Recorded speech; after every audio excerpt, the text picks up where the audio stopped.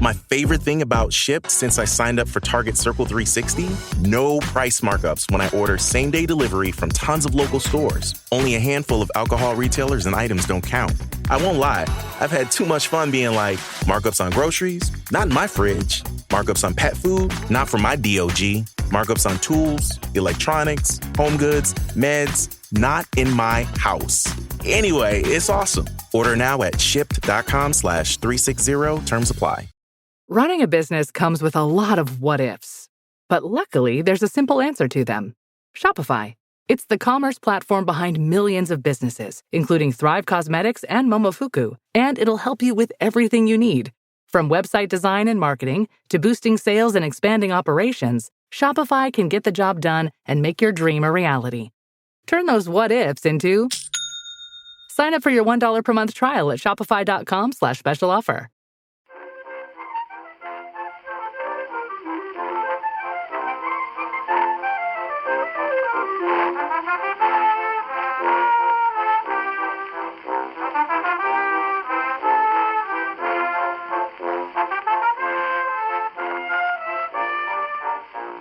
Caroline, where are you calling from today? Hello there. I'm in sunny Edinburgh. We've got lovely blue skies. So yeah, I'm a few miles north, perhaps, from everybody else. Oh, that's nice. Andy, I'm guessing you're in Whitstable today. Is that the... I'm not revealing where I am. That's my private business, damn you. Damn you, John. I keep telling you. 170 times you've asked me. Leave me my privacy. Caroline, where in Edinburgh abouts are you? Are you in a lovely bit? Where are you? Well, I'm in the new town, but as we always say, but I'm at the scruffy end of things. So I'm on what we say is one of the entry-level streets. But yeah, it's fine. Okay. Felicity, are you still in your very small flat? I'm still in my very small bit of a North London townhouse. So yeah, I am in part of the anti-growth coalition of North London, I'm afraid. Sorry, everyone. It's my fault. Felicity, we always like to have a representative on this show. And yet no one sent me a cab. That's what I'm annoyed about. I have a question for Felicity. I know this is a books podcast and all that, but Felicity, I noticed from your Instagram that you do many travels. Where has your latest bike trip been? Oh, well, the latest one actually was an actual holiday to Shetland, and we cycled the length of Shetland, and it was amazing. Relentless rain. When it wasn't raining, there were midges, very little to eat, but just extraordinarily good fun. I would like to ask everyone on this panel before the main show starts, because this bit never goes out, does it, Nikki? Where I would like you to tell me one by one. So, Felicity Cloak, how recently were you on a bicycle? This morning, probably about 6 hours ago. Thank you very much. Caroline, when would you most recently ride a bicycle? Oh, actually, it was very recently. 2 weeks ago, I was in Riga, and I cycled amazing. Cycled to Jamala. To the Baltic Sea and cycled on sand. I've been there. Yeah, it's wonderful. Oh, God, it's beautiful. Yeah. I played in the European Miniature Golf Championship finals in Riga. That's very cool. That's true. It's a great city to cycle in. And it's amazing. It was a lovely, lovely bike ride along the train tracks down to the sea. And yeah, silvery Baltic Sea. It was lovely. All right. So, Nikki Birch, when were you most recently upon a bicycle? Yesterday. I cycled along the canal from my house up to Cheshunt. Little wander up there and came back. For the sheer hell of it. It'd be easier to ask you when were you last not on a bicycle, to be honest with you. But yeah. John Mitchinson, when did you last ride your penny farthing through the streets of your village? I honestly can't remember, Andy. It's terrible. I just can't remember. I mean, it's possibly, not within the last 12 months, that's for sure. I haven't got a bike for a start, so my 13-year-old son did actually, in all seriousness, ask me if I used to ride a penny farthing.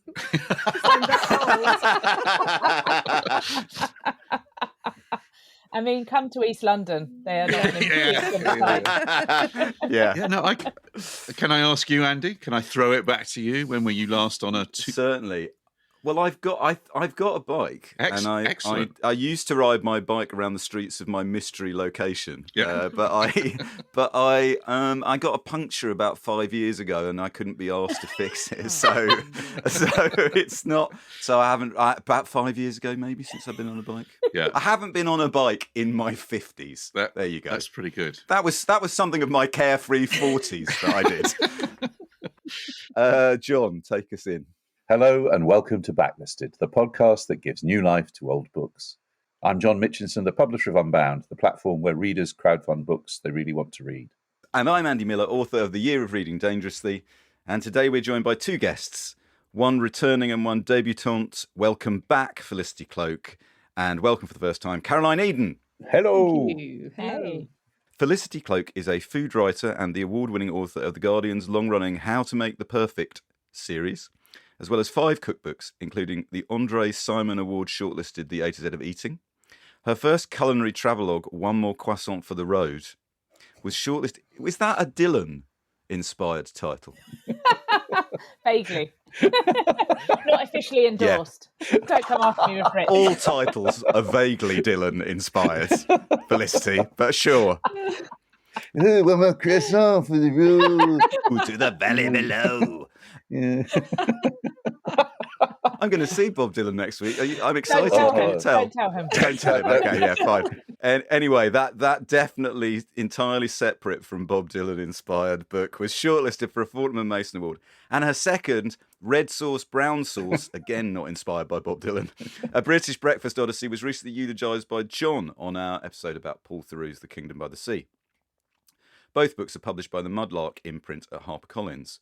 This is Felicity's second appearance on Backlisted, having previously appeared on episode 116 on MFK Fisher's How to Cook a Wolf. She shares a fierce love of slow travel, strong drink, and small dogs that make her heart sing with the subject of today's podcast. Yeah. Our other guest, Caroline Eden, is an author and journalist, occasionally contributing to The Guardian, the BBC, Financial Times, and the Times Literary Supplement. Her latest book, Red Sands, published by Quadrille in 2020, is a reimagining of traditional travel writing using food as the jumping-off point to explore Central Asia.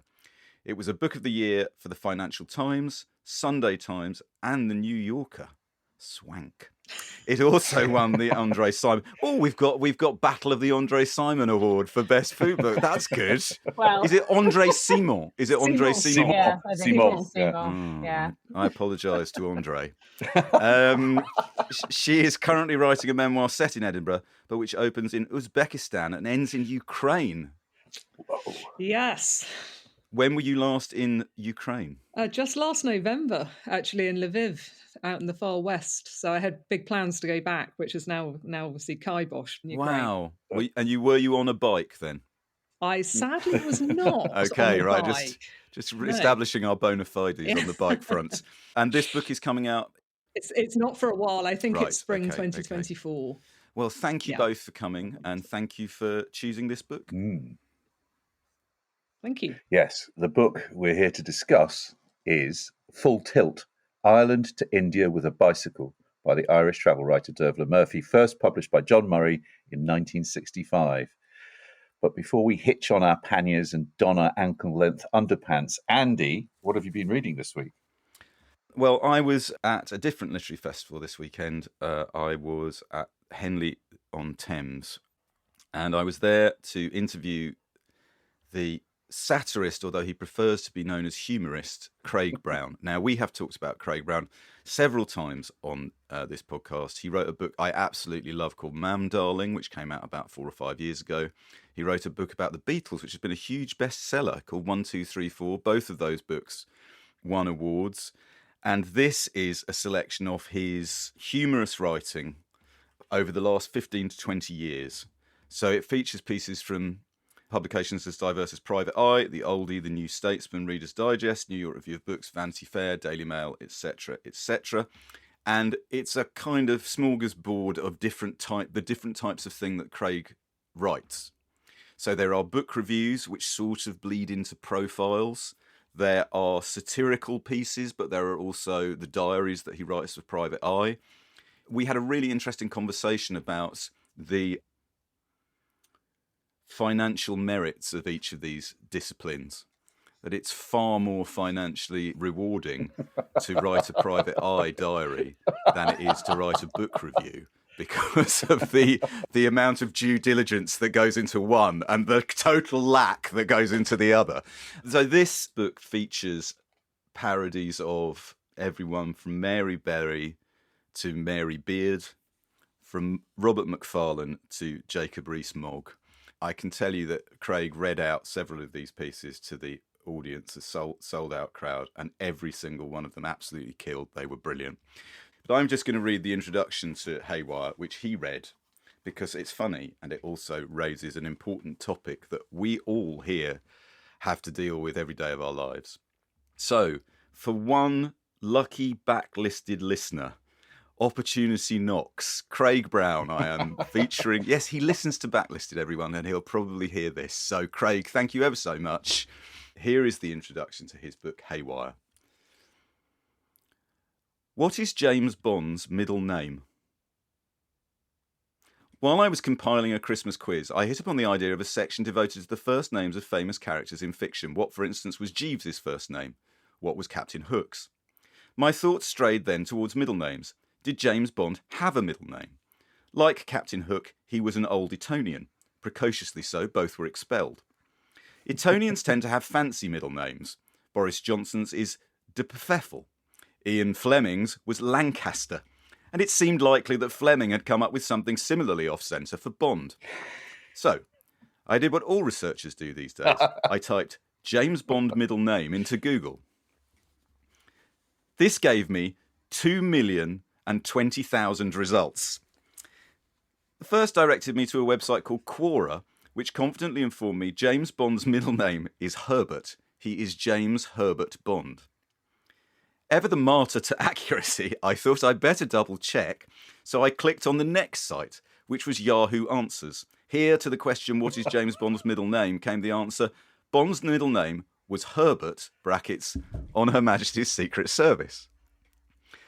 By now, I was feeling pretty confident that I could offer Herbert as the answer to my Christmas quiz question. But just to make absolutely sure, I clicked on another site called Theory of Names, which boasts of having been set up with the laudable aim of, quote, giving parents inspiration and options when making the most important and happiest decision of their adult lives.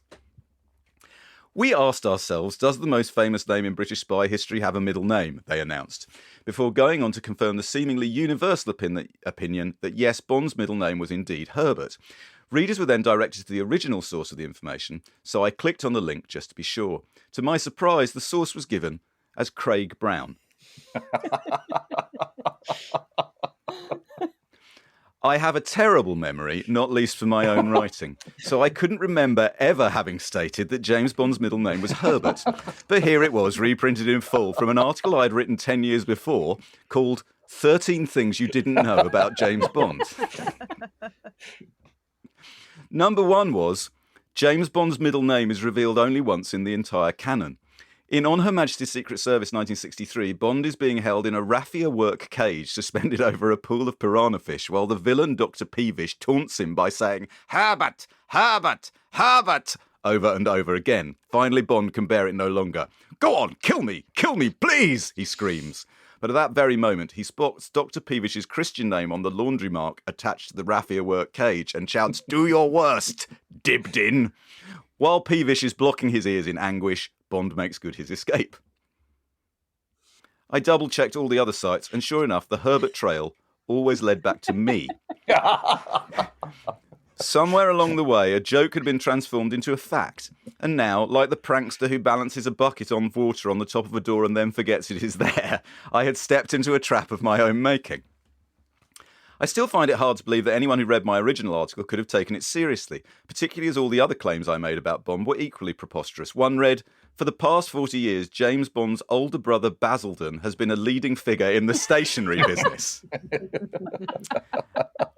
Another was, James Bond's sister Jenny was the BBC's royal correspondent from 1989 to 2003, and later proved her family metal on I'm a Celebrity, Get Me Out of Here.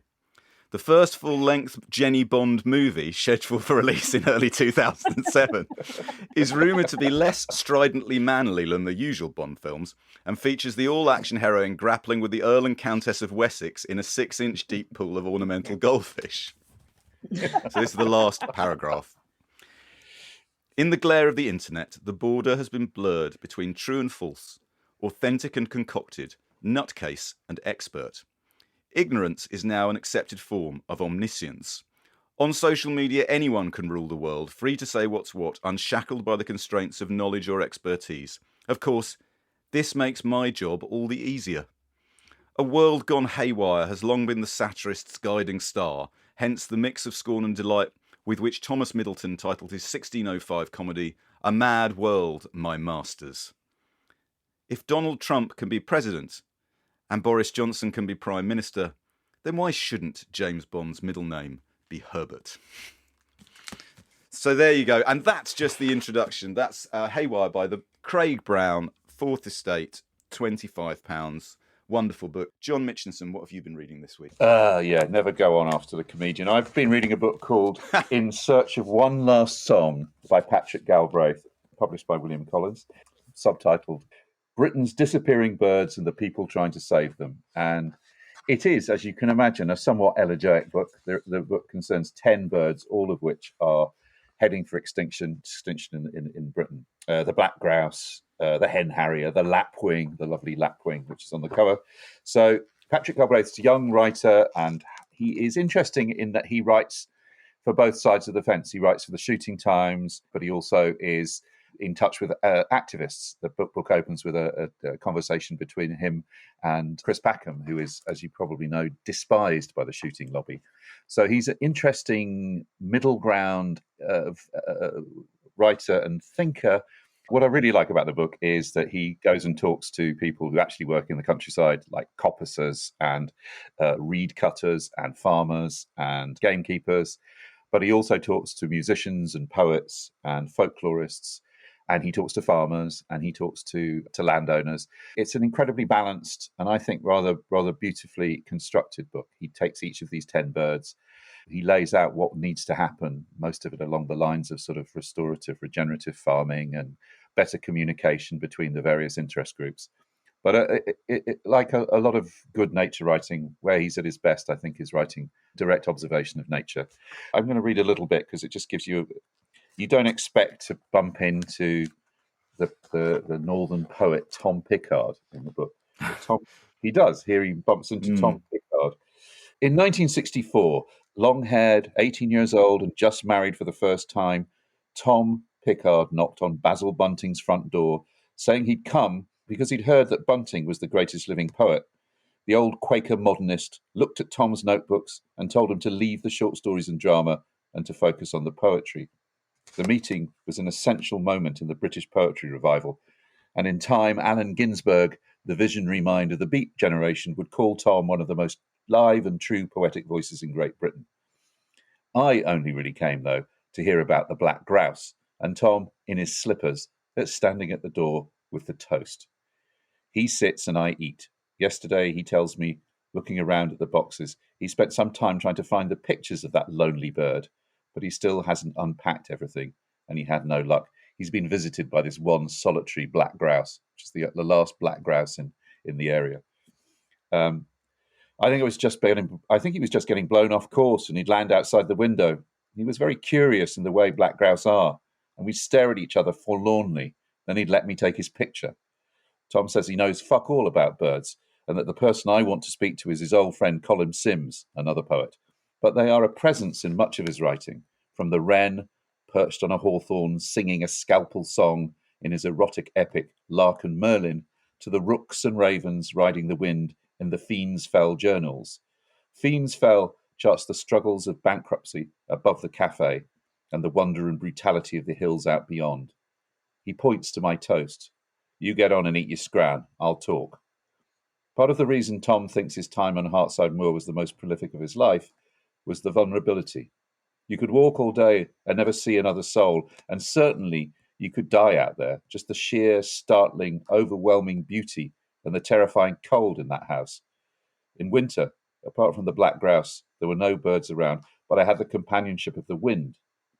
Tom looks up, then stands and walks to the heater in the corner.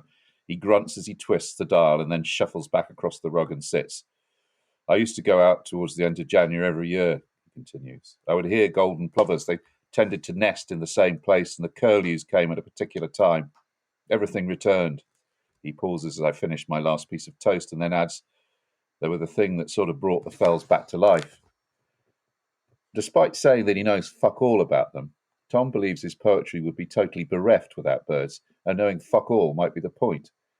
I hate these words like soul. But I mean something like the moment with the black grouse, it sort of triggers something, and I'm not quite sure. It's not knowing what it is, but it gets you into a frame of mind. It enables you to realise something that's going on, and you want to be attuned to it. There's an almost cold coffee left in the pot on his desk, and Tom pours me the last of it, then sits back and pushes his hands down into his coat. On the table beyond the window, 2 coal tits are pecking at some seeds. There are moments in Tom's poetry when he transliterates birdsong, drawing up words and sounds unknown to him before that encounter. In New Year's Day, when he looks alone over the sun-white hill, a grouking raven croaks. And in Valentine, written years later when he was living on the Solway at Maryport, a returning curlew cries, I'm here, I hear. Leaning forwards in his chair, Tom says he doesn't really theorise, but with birds, there's a suddenness and a spontaneity. An encounter might suggest a line or a phrase or an image which allows me to compose. It's immense joy, and I think birds allow you to meditate on the impossible. Beautiful. There you go. In Search of One Last Song, Patrick Galbraith. It really is a beautiful book, and it's kind of, as I say, oddly hopeful. Also, the second time Basil Bunting has been mentioned on an episode, on consecutive episodes of Backlisted, because Basil provided, never enough Basil, he provided the epigraph to Jesse Greengrass's The High House, which we talked about last time. He did indeed. And there he was there.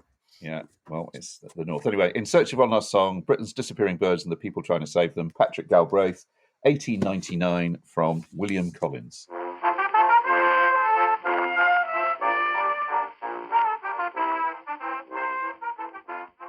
We off? 30 seconds of carefree bliss. Oof, like wind in your hair carefree. Oh, like using Clorox Disinfecting All-Purpose Cleaner in the home carefree. Yes. Like dog slobbing on the coffee table and cleaning it with Clorox Carefree. He's on a roll now. Spit toothpaste on the faucet. You got it. You got it. Peanut butter on the light switch. Oh, spritz, spritz. Spritz, spritz. Clorox, man. Clean feels good. Okay, we're back. Use as directed. Shopping is hard, right? But I found a better way. Stitch Fix online personal styling makes it easy. I just give my stylist my size, style, and budget preferences. I order boxes when I want and how I want. No subscription required. And he sends just for me pieces, plus outfit recommendations and styling tips. I keep what works and send back the rest. It's so easy. Make style easy. Get started today at stitchfix.com/Spotify. That's stitchfix.com/Spotify. Oh my God, it's the coolest thing ever. Hey guys, have you heard of Goldbelly? Well, check this out. It's this amazing site where they ship the most iconic famous foods from restaurants across the country, anywhere nationwide. I've never found a more perfect gift than food. They ship Chicago deep dish pizza, New York bagels, Maine lobster rolls, and even Ina Garten's famous cakes. Seriously. So if you're looking for a gift for the food lover in your life, head to goldbelly.com and get 20% off your first order with promo code GIFT. Today, you find us in the Swat district of northwestern Pakistan in late May 1963. It's 104 degrees Fahrenheit in the shade, and there's very little shade. We're in the mountain passes above Peshawar, about 7,000 feet above sea level, and the air is thick with the scent of pine resin. In front of us, a young woman on a bicycle pulls off the dusty road and comes to a stop under a weeping willow. She unpacks a large water bottle from her pannier and begins drinking thirstily. Full Tilt is the first of Dervla Murphy's 26 books, and it consists of a journal she kept on the 3,500 miles, 6-month-long journey she made by bicycle from her home in Lismore Island to Delhi in India in 1963, traversing Yugoslavia, Bulgaria, Turkey, Iran, Afghanistan and Pakistan on her trusty bike, Rosinante, known throughout as Roz. So, as you say, you set off for India to fulfill this childhood ambition. The problem was it was the coldest winter, 62, 63. I know, that was a very unfortunate coincidence. How cold was it? Describe it to me. Well, I can remember cycling into Rouen with an icicle, a very long icicle hanging off the end of my nose. I mean, maybe that says enough. Age 31 when she sets off, Intrepid doesn't begin to describe her approach to travel. Knowing no language other than English and being born seemingly without fear, she suffers at various times from frostbite, broken ribs, heat stroke, and violent assaults from animals and humans, but somehow manages to fulfill her childhood dream of cycling to India and never loses her belief in the basic goodness of people. Full Tilt's mix of spontaneity and unself-conscious humour have made it a much-loved classic and one that regularly appears on lists of both people's favourite travel and cycling books. As Michael Palin has observed, it began the career of one of the very best chroniclers of life on Earth. And we should say, shouldn't we, that effectively this is a somewhat belated tribute episode to Dervla Murphy, because she only died at the age of 90 a few months ago. She died in May this year, 2022. So it's an absolute delight to be talking about this book and about her. I'm going to ask Felicity, I think, first. When did you first read Full Tilt? I remember being given it for Christmas the year before I went to India, just after leaving school. And looking back, it was a very odd choice of book for my parents to give me, because I'm pretty sure they wouldn't have been happy for me to take off my bike with a gun. But I just, it made the trip that we were planning, which was going around sort of India by third-class train, look very tame indeed. And it sort of gave me a bit of FOMO before we'd even set off. And then I didn't read it again for quite a while until I got into travel writing myself, and I rediscovered it. And when I rediscovered it, then I wanted to read everything she'd ever written. And I sort of jumped about and read her more recent things, and as an older woman, and etc. And I admired her so much that I sent her a long letter along with a copy of my latest book, which is also a cycling adventure of much more modest proportions. And I'm so sad that I don't think it ever would have got to her. I'm not suggesting that's what finished her off, my letter, but I admired her so hugely. Caroline, can you remember when you first read one of her books or became aware of her as a person? I do remember, and it was a paperback. Flamingo published a series of paperbacks with quite nice sort of watercolory type covers.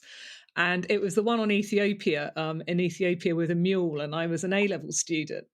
And I only remember fragments of what the book was about, but what I do remember is kind of how it made me feel, because she was just so good at traveling alone, which is something I've done for years now, but in sort of traveling in remote areas and how character building it is. And it was quite formative for me, this book that I remember. And she just seemed so fearless, and she's an only child like I am. And I think that sort of somehow resonated with me as well. I think what she did with me was she instilled a confidence.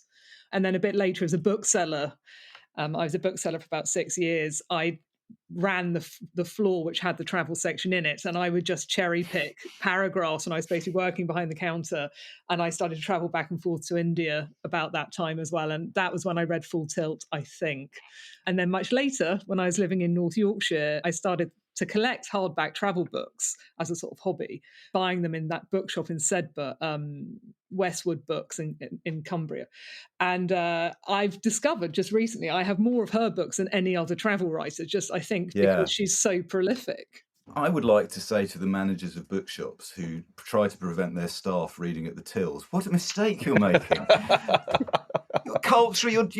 You're suppressing cultural development many decades later. I love that, Caroline. I love the idea that, you could sneak in 20 minutes of Dervla on a quiet afternoon and then act upon it years later. Yeah. Mitch, did you ever meet Dervla Murphy? No, I never did. And it's weird. I through the late 80s and into the early 90s, when I was also book selling, she was the most prominent living female travel writer, I think. And we used to sell Dervla Murphy books hand over fist in Waterstones back in the day.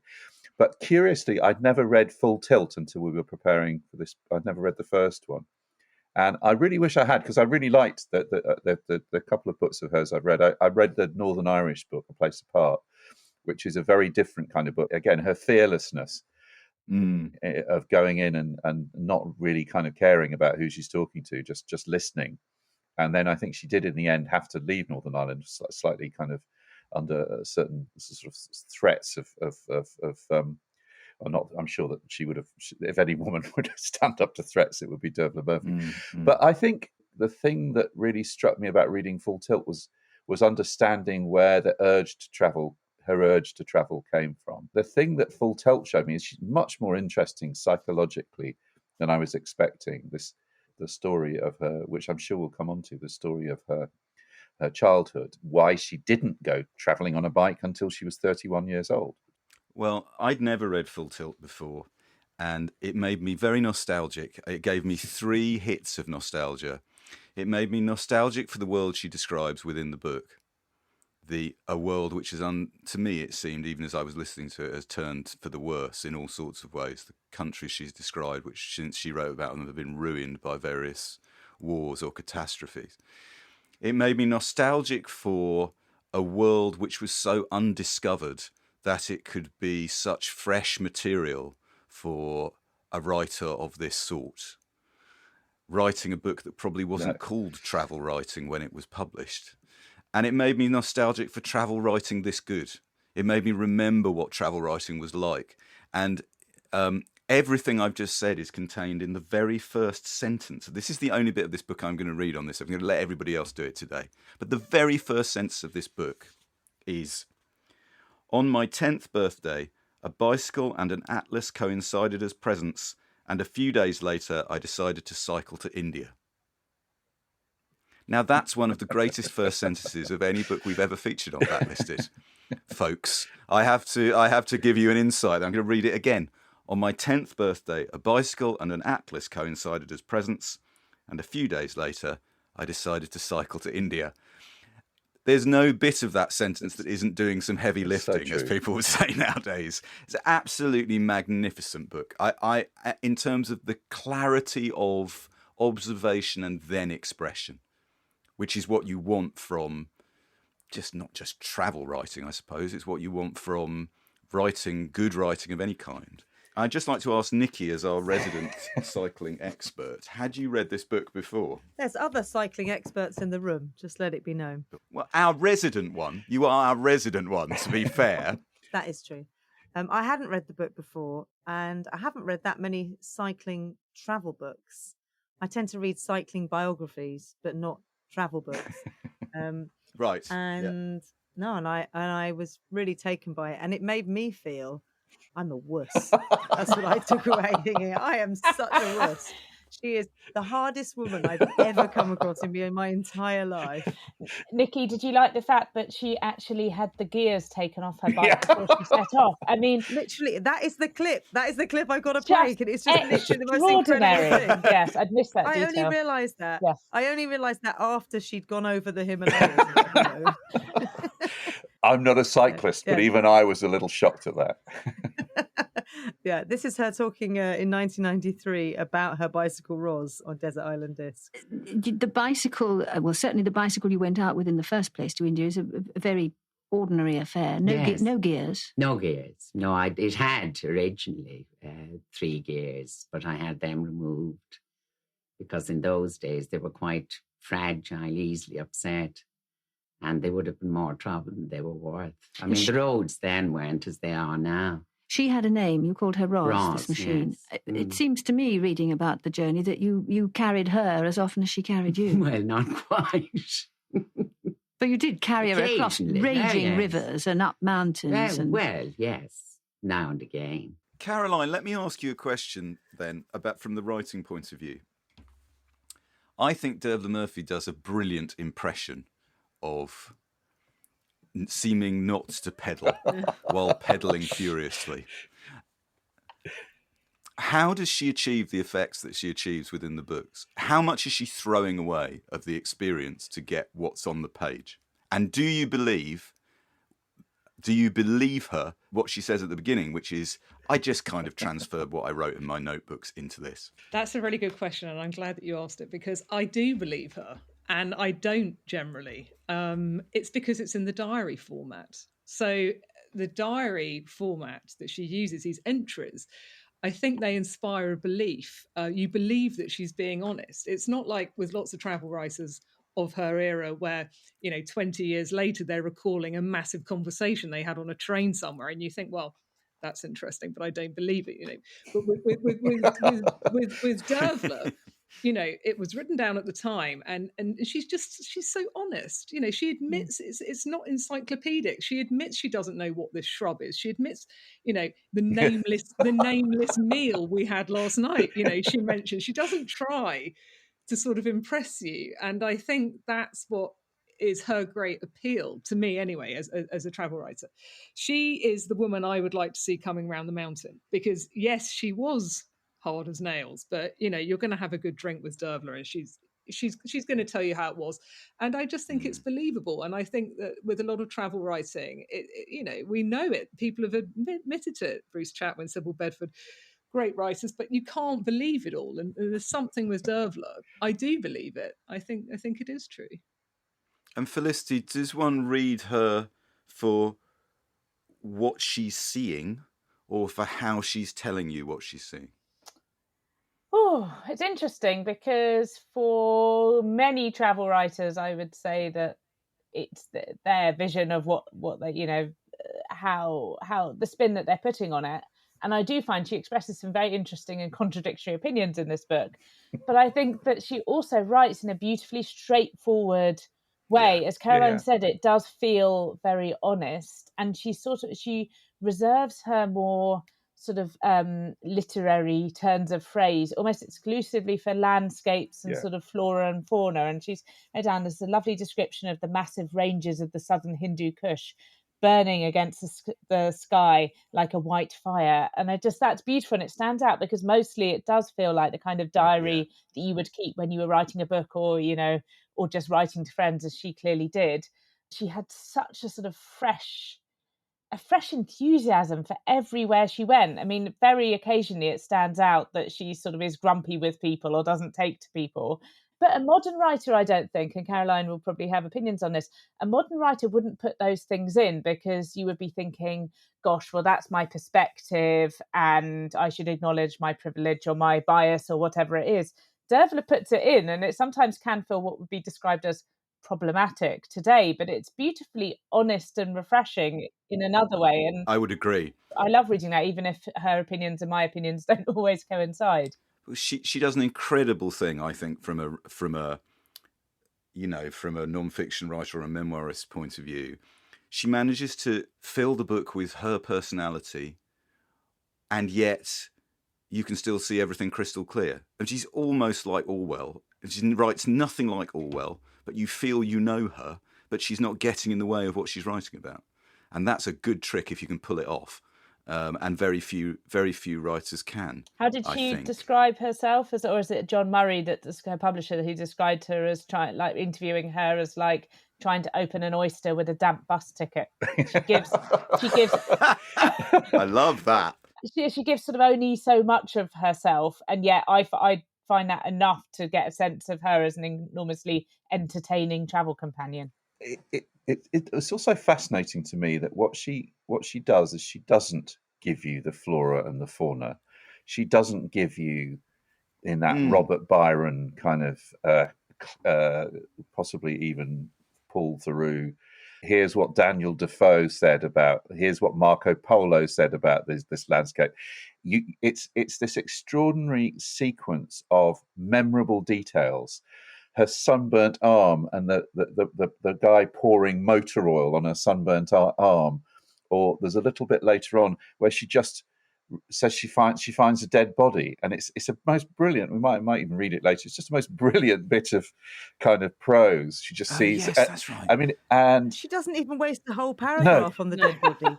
And the smells, she captures the smells of the travel. She obviously chooses to sleep in kind of tea shops, as she keeps calling them.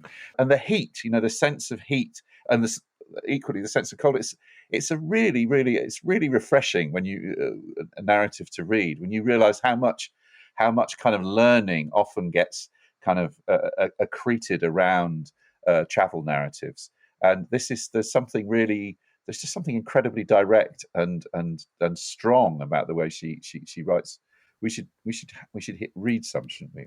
I'm going to ask Felicity in a minute if she'll read us an extract. But Caroline, I noticed on this internet call that you are in possession of, if not quite a first edition, a very early edition of Full Tilt. And it's in the tradition of this show that we like to read the blurb or the jacket copy. And the earlier we go, the happier we are. So I don't have this to hand, but I wonder whether you would treat us to the jacket copy on an early edition of Full Tilt. Happily. So this is a 1966 edition. Dervla Murphy was given a bicycle and an atlas for her 10th birthday, but it was not until... I've heard this before. I wonder where they got that idea. The echo. And an atlas for her 10th birthday, but it was not until 21 years later that she was able to realise her secret ambition to bicycle to India. In January 1963, one of the worst winters in memory, she started off from Dunkirk. And in an introductory chapter, she tells us of her arduous progress across frozen Europe.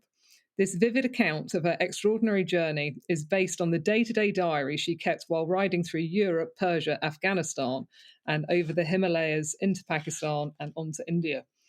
Throughout the journey, her approach and reactions to many different people she met were based on a belief in the natural and instinctive friendliness of even the most outlandish characters, and her descriptions of the people she encountered and the countries through which she pedalled reflects her humanity and perception. Dervla Murphy often went hungry, suffered from heat exhaustion and extreme cold, but she never failed in resourcefulness and spirit.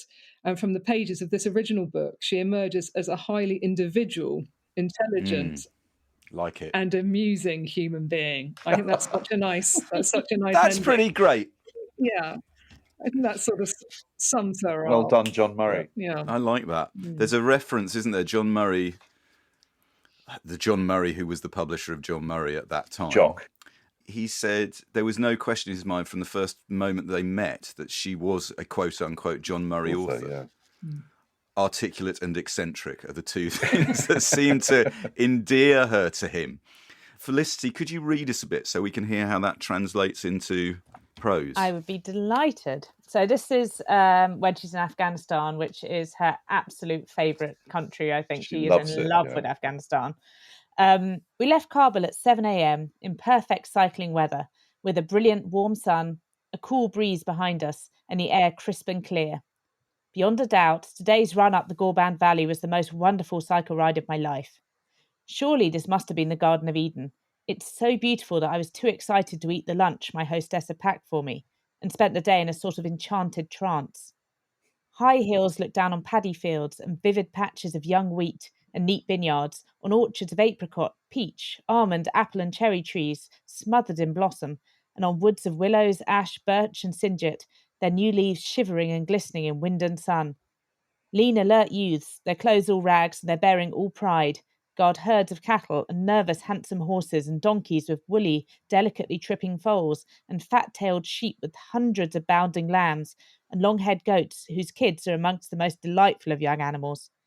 At intervals there are breaks in the walls of sheer rock on either side, and then one sees the more distant peaks of the Hindu Kush, riding to 18,000 feet, their snows so brilliant that they are like light itself, miraculously solidified and immobilized. Little mud villages remain invisible until you reach them, so perfectly do they blend with their background, and the occasional huge square mud fortresses, straddling hilltops, recall the cruel valour of this region's past, and had the same rigid, proud beauty as the men who built them. The road, narrow and rough, alternately runs level with the flashing river, and leaps up mountainsides to give unimpeded views for miles and miles along the valley. This is the part of Afghanistan I was most eager to see, but in my wildest imaginings I never thought any landscape could be so magnificent. If I am murdered en route, it will have been well worthwhile. But the writing, it's so great. Come on, the writing is so plain but great. Yeah. Oh, and that goodness beat, me. that comic beat. She's so matter of fact about everything. She just takes it all in her stride. I have to say, it reminds me, it's the ability to sleep anywhere as well. This is incredible. why I kept putting exclamation marks throughout the book. In the corner of a Chaikana where the tribesmen have left their rifles stacked in the corner and there's only men, but she sort of curls up and has a nap. And then here she says, it's very, very hot, and it's the chapter Duel with the Sun. And she says, then saying, to hell with snakes, I curled up on the deep, soft sand and slept soundly from 12 to 3:30. And I just think this is the greatest traveller's gift, to be able to just sleep anywhere, because this is what most of us want more than anything. That's what I mean. She has a wonderful talent as well as a humorist for what I would describe as a sentence which turns the reader, at the end of which the reader does a screeching double take. Right, the first sentence I've read from at the beginning of the book is a good example of that. And Caroline, that example you just said about the snakes there, to hell with snakes, and I slept for 3 hours. There's so much packed into the phrase "to hell with snakes." It's very pacey. That you're past it before you think, wait a minute, what? Or the episode where she's in Iran at that point, and she has to use her gun on a chap who makes an attack on her virtue overnight.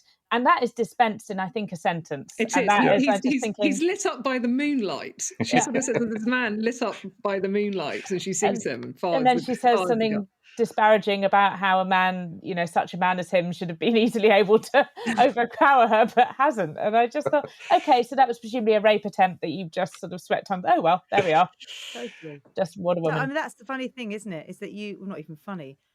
There are so many points in this book where a whole book could have been written around one incident: a rape attempt, a knife attempt, a dead body. Like, there's so many of these things, and they are all just kind of thrown away. Can we just talk a bit? She goes into much more detail about the bus rides that she has to go on, or and the terrible thing. Well, famously, she travelled with a gun for many years. She travels with a gun in full tilt, and but in later years, she may have modified her view towards it. Let's hear what she said. This is from about 5-6 years ago, I think. 2 of my friends had said to me, "You really had better bring a gun." And I mean, it was pretty useful when the wolves appeared. I mean, it wouldn't have occurred to me to be afraid of meeting wolves. Then when you do meet them, I mean, you're absolutely shit scared. And I've never carried a gun since. I decided though it had been useful on 2 occasions, I sold it in Afghanistan. So I became an arms dealer. I decided that probably on balance it was more dangerous because it could so easily be taken from you and used against you. So now I carry a knife.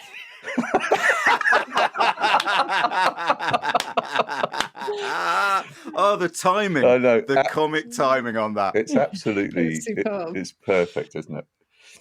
So I've got a question, Felicity. You said, for you, that you said earlier on that you felt maybe there were little bits that were problematic, as I suppose there often are in books that are 60 years old. What struck me about this is I can imagine Full Tilt, had it been written by somebody else, being much worse than it is. She's very open-minded and accepting for 1963/65 when the book was written. I think that's one of the things that has travelled very well, no pun intended. It is far more humane than I was expecting, but than I was taken aback by how modern she felt in her sensibility. I think that there are some bits which I suspect might be edited out of modern editions just because of linguistic change. I think her opinions I found interesting. I listened to a few more recent interviews with her, and I think we'll probably come on to talk about how her sort of attraction towards what she described as, I think she would describe as the traditional, and some people might call the simple life. And that sometimes gives her a sort of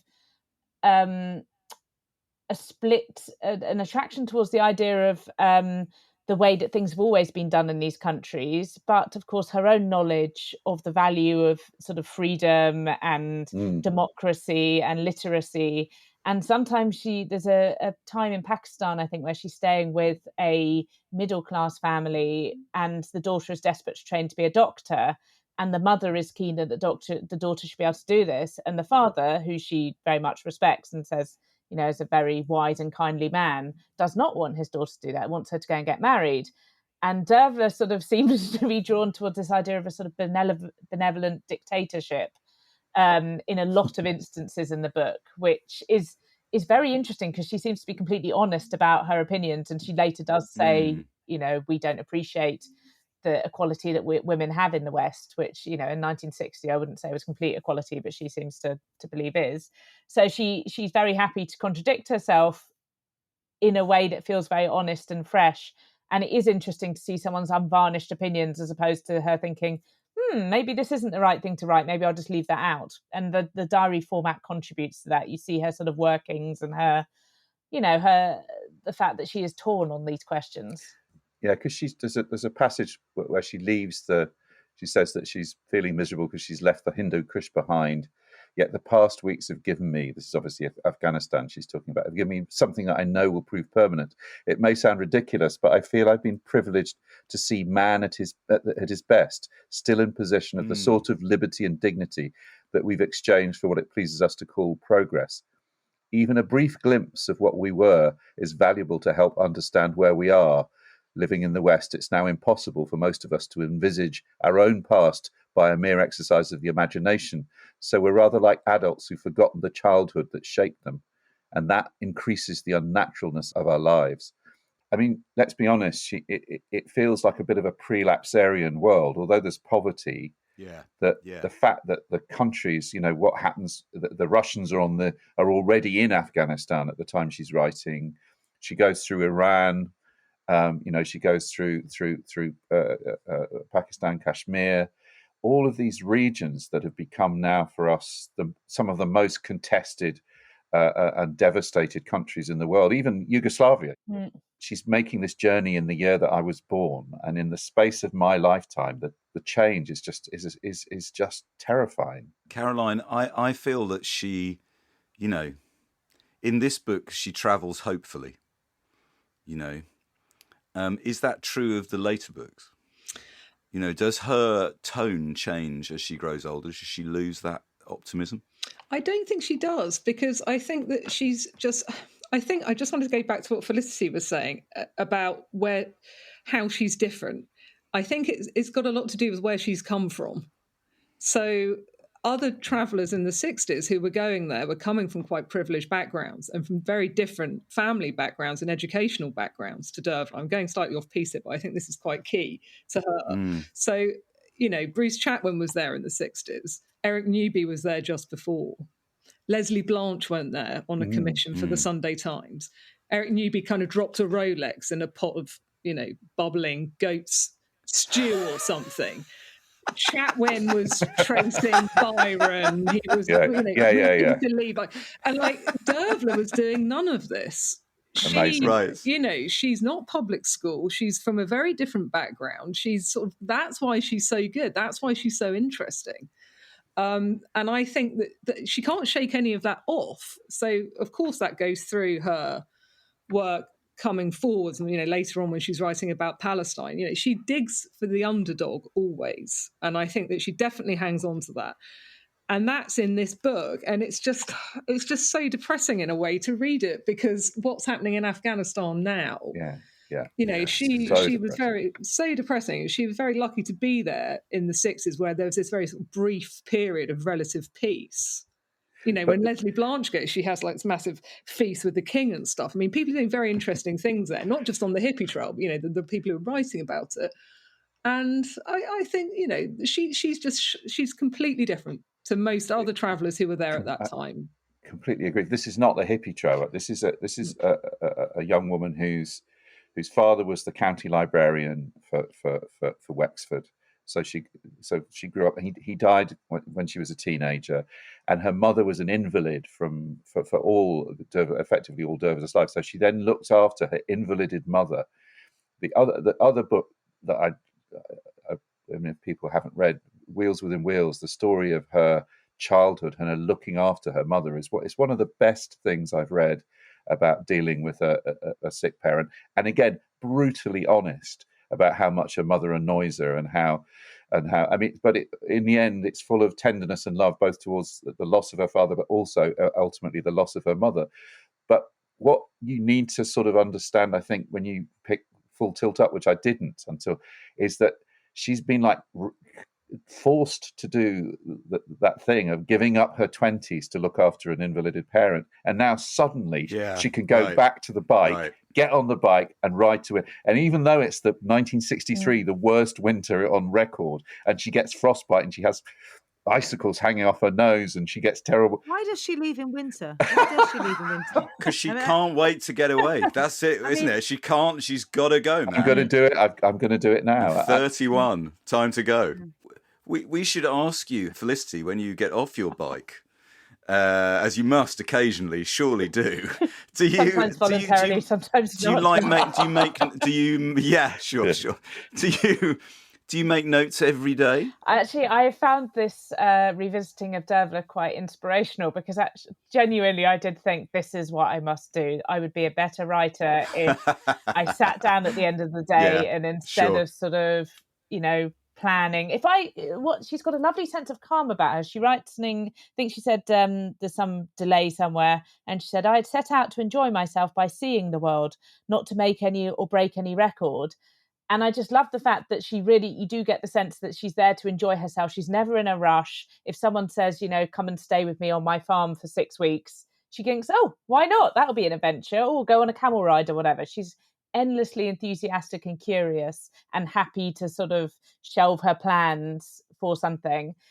But I think that certainly when I do books, I am always in a rush. There's always a deadline. You can never you're always sort of chasing your own tail with logistics. And I thought, I must do this. Instead of sitting down and doing logistics or social media in the evenings, I am going to sit down and properly write a diary, because I do it sometimes, and then sometimes events overtake you and et cetera, and you're too tired. Dervla is going to make me a better writer. I love that. So great. Caroline, I've got a question for you. So do you find that when you are traveling that you have to watch out for looking for things that you think will make good copy? Because one of the things I like about Full Tilt is there is a sense of a lovely tension between simply recording anything quotidian that happens and then occasionally dropping in something that, as we've said, someone else would milk, right? So there's a series of entries which are quite boring for pace reasons, I hasten to add. They're clearly deliberately quite, neutral, so that then the mention of the dead body lands like in a huge bang, right? And then is moved on from. It's all about pace. It's totally fascinating to me. So when you're researching, when you're traveling, is it easy to kind of think, okay, that's useful, or I can push that away, or I can use that? It's funny with her pacing, isn't it? Because there's one section where she's got the broken ribs, and then she's bitten by a scorpion and then stung by a hornet. And this all happens really quickly. But she's then on to the next thing. It's remarkable. I don't know. I mean, I travel in countries like Tajikistan and Kazakhstan and these sorts of places, which are still, there is the opportunity to go to places where you won't meet another Western traveller. And great stories do present themselves. But I'm quite journalistic in that I don't want to put myself front and centre in the books too much, and I want to profile the people that I'm traveling with, meaning on a train or seeking somebody out in their home to talk about something they're cooking or whatever. But I think you have to have a mixture, don't you? And she does that in this book. Often it's colonels, because they're the people who speak English that she sort of she's profiling, but she does that, and I think that's the important thing, is getting the balance. And nowadays it's quite unfashionable, isn't it, to use I too much, and you've got to make sure you're profiling. And I think that's what makes an interesting book as well, the people, not you. Caroline, could you read us something from Full Tilt that you particularly enjoy? Well, I just admire, I am a light packer, but I'm not like Dervla. So I underlined this section because it is quite remarkable. She's setting off from Kabul on the 9th of May. And she says, when I set off for Jalalabad in the morning, I'm leaving behind the 2 pannier bags and knapsack and all kit that would be superfluous during the next few months. I'll collect it on the return journey, at which point I was like, oh my God, she's coming back in November. My friends here are paralysed with horror at the thought of anyone going on a 5-month trip with only a saddlebag of luggage. But the fact is that the further you travel, the less you find you need. And I see no sense in frolicking around the Himalayas with a load of inessentials. So I'm down to... And she's got her packing list at the back of the book in full. But at this point, she says, I'm down to 2 pens, writing paper, Blake's poems... Yes, Blake's poems. I noticed that. I love that. Yes. Oh, that was good. Blake's poems come before map and passport. Blake's poems. Map, passport, camera, comb, toothbrush. Good. And then, which is what really shocks me, 1 spare pair of nylon pants and nylon shirt, and there's plenty of room left over for food. One pair of pants and 1 shirt. I mean, that is... She stank. It was nylon. She was, exactly. You only have to go on 1 run. I mean, she says there's plenty of room left over for food as required from day to day. It's a good life that teaches you how little you need to be healthy and happy, if not particularly clean, ! The thing is, Caroline, when you're having to push your bicycle up the Himalayas using a head strap, you need to make sure you do not carry those extra panniers. So it's all very important. You don't want it, do you? I mean, it's just remarkable. And underneath that, I've put perfection in very light pencil. Yeah, beautiful. Yeah. I love, one of the things I loved about this book is how she totally underplays the physical effort required in doing this. She's not asking for sponsorship. You know what I mean? She's not kind of doing what people would do these days. Not like us, listeners. No, people do these sort of marathon endurance things now, probably akin to what she did. You know, some people do these horrendous kind of marathon endurance exercises. Yeah, Iron Man stuff. But she was of that kind of post-war generation, which, you know, we don't like to talk about these things. It's not a big deal. And I'll just brush it under the carpet. And that's shown, isn't it, by all the sort of horrendous things she sees that she just flings off, because that's not important and that doesn't affect who I am. And I think her kind of the whole endurance feat is part of that same thing as brushing apart the kind of, you know, the death and the kind of the rape or near rape incidents, which we don't hear very much of. Yes, and speaking of brushing things away, could we hear from her daughter? We should give the background is that she has a daughter. She has a child, which she brings up on her own. And the daughter is not allowed to know the daughter knows who the father is, but she's not allowed to tell anyone. It was an issue, definitely. Not so much the being, quote unquote, illegitimate, but the fact that nobody supposedly knew who my father was. That was not pleasant. And it was not something I forgive my mother easily for either, actually, because I think it was outrageous to have a child in those circumstances, because I was not allowed to tell anybody. They go on to travel together, and she takes 5 years off to bring her up, and then they go travelling together. But it's and then takes her to Southern Indian. Yeah. I guess, I think the thing about that clip, which is so interesting, is that you know, for all the seeming lightheartedness, for the effortlessness, for the disguising of the physical labour required to get to the point to throw away all mentions of it, bar 1 or 2, she has that steely-eyed, icy-hearted, artistic desire to be the artist rather than be the nice person. And there's a detail I absolutely loved in the documentary that's up on Vimeo, which was made about maybe 10 years ago, maybe a little later. 2016. Yeah. Okay, so 6-7 years ago, where the current John Murray, her publisher, says that she She was like the late Scott Walker, the singer, in that she would have her phone on.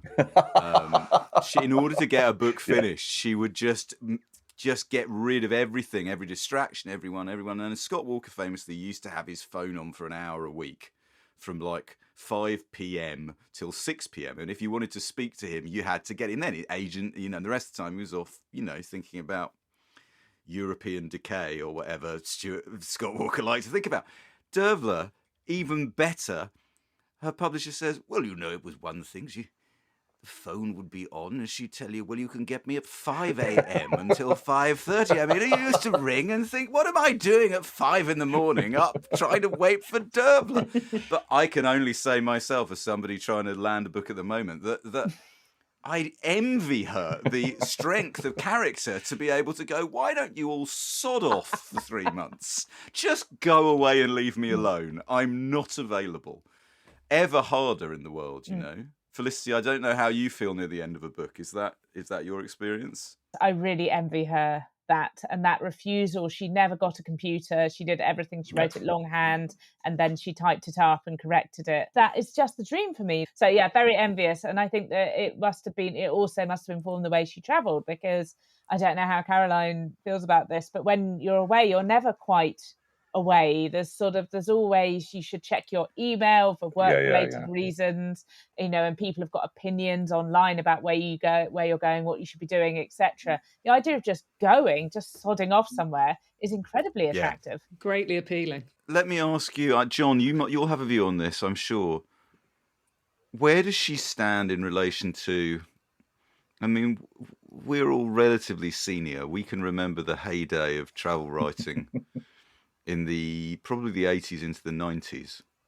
Several names have come up while we've been talking Chatwin through, the Raeburn, I guess, from the same period. We featured Kingdom by the Sea on Backlisted a few months ago. Is Dervla doing what they were doing in the 80s, or is she doing something different? Is it journalism that we would have called travel writing 20 years later, or is it travel writing, or what is it? Is it memoir? That's really interesting. That's a very interesting question.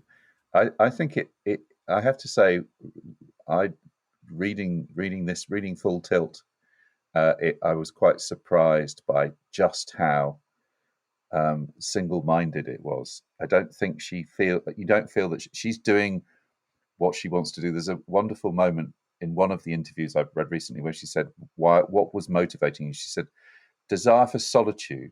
She sort of then qualifies that. She said, well, not to be away from people, but to be, I think, to be on my own and to be able to take on things at my own pace and in my own way and on my own terms. Sort of almost like an agency thing that she wants control over stuff, and the getting on a bike and doing that gave her that freedom. It kind of has to be travel writing, because she's going to different countries and writing about them, and you're learning a little bit about the everyday life. She's very good on everyday life. She's very good on how people, what they eat for their evening meals. It's not put into this historical perspective. It is quite solipsistic. It is definitely... Yes, I agree. She has an absolute belief in herself. And I guess that's what she's sort of, in those years of tending her mother, and she writes about this, I guess, in Wheels Within Wheels, that she becomes a person ready to go out into the world. But, she decides to have a child. She doesn't really think about the consequences for the child of having a child under those circumstances. And I guess she doesn't really think about the consequences in the end of her traveling. But when she does write about them, as Felicity said, she writes about them in a really conflicted way. She's not clear about what she feels. I mean, Felicity, it seems to me that she is... This is a silly thing to say because we don't have to put one in front of the other, but she's a writer first and a traveller second. The travel is the wood she throws on the fire to burn for the writing. Yeah, I think that when you read interviews with her and you read her autobiography, the thing that has always impelled her from, the earliest age is storytelling, and sort of even before she could write was this sort of narrative about, I think it was teddy bears that lived in a tree and etc. And I mean, that ran true to me because I wrote some terrible novels as quite a small child on an Amstrad word processor. And she said, quite honest, she said all of this. Evocative detail. Very similar to what Dervla used in her later years, probably. Yeah. She just felt the need to write. And she also had, as I said, this boundless curiosity about the world around her, as you said, that was fuel for that fire. But I think even if she'd been stuck, if her mother had lived for, 20 more years and she'd been stuck in Lismore, I think she probably would have written. I think she just had that burning fire inside her. That's the old argument I'm always having. People say I'm courageous. It doesn't come into it because, you're only courageous if you do something you're afraid of doing. I am fearless when it comes to physical, and that is a totally different thing. You could say courage is a virtue in a sense. You're overcoming fear. If you're fearless, there's nothing to overcome. You're just built that way. I'm afraid with that, we must leave Dervla and indeed Ros behind and offer a huge thank you to Felicity and Caroline for being our pacemakers on the journey, and to Nikki Birch for translating our sounds into a euphonious whole, and to Unbound for the dry bread and eggs. You can download all 171 previous episodes, plus follow links, clips and suggestions for further reading by visiting our website, backlisted.fm. And we're always pleased if you contact us on Twitter and Facebook, and now in sound and pictures on Instagram too. You can also show your love directly by supporting our Patreon at patreon.com/backlisted. All patrons get to hear Backlisted episodes early. For about the same as the cost of a new khaki suit from the back streets of Abbottabad, Lot listeners get 2 extra Lot Listeds a month, our very own cycling club, where we three freewheel down the mountain passes of our minds. Yes, we do. Sharing insights into the books, films and music we've enjoyed in the previous fortnight. Sign up now. Lot listeners also get to hear their names read out on the show as a mark of our thanks and appreciation. And this week's new patrons include... Philip Hill. Thank you, Philip. Marty Ray. Thank you. Peter Carr. John Tunster. Mark Field, Kelly Campbell, B. Hoffman and Shannon Knapp. Thank you, everybody, and thank you for your generosity to all our patrons. Huge thanks for enabling us to continue to do what we love and enjoy. I would like to... Indeed. We've never interrogated that sentence, John. Let's come back to that next time. So I would like to ask Caroline, before we go, is there anything you would like to say about Full Tilt or Dervla Murphy that we have not been able to feature in this episode? Is there any last message you would like to give our listeners as to why they should read this book or read her? Goodness, that's so difficult. But I think you have to relish unpredictability like Dervla. I think that's what comes across in this book so strongly. The world's unpredictable. And if you're going to somewhere, in the 1960s, like she did, like the Hindu Kush, then it will be unpredictable, but you have to relish it. Perfect. Felicity, should people read this? Yes, please read it. She takes a plane into the Himalayas at one point, and she feels guilty. She feels that she hasn't earned that altitude.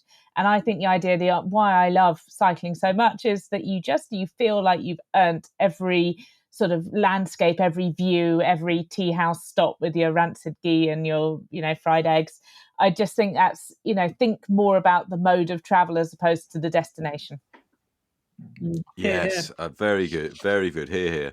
Okay, so listen, thanks everybody. Thank you, Caroline. Thank you, Felicity. This has just been another delightful episode. Thank you so much. We're going to leave you now. You might keep listening to the very end. Maybe you'll hear a voice you recognise. Johnny, any last message? The joyousness of this whole trip having cost, she puts at the end, the total expenditure from the 14th of January 1963 to the 8th of July 1963, £64, 7 shillings and 10 pence. She didn't claim that back. Anyway, thanks very much, everybody. This has been wonderful. We'll see you next time. Bye. Thanks so much. Bye. Bye-bye. I think that Dervla will be seen as one of the most honest chroniclers of life on the planet. There's absolutely no chance that someone's going to suddenly say, well, she wasn't as good as we all thought she was. I think it's going to go the other way. I think a lot of people are going to say she's much better than we thought she was.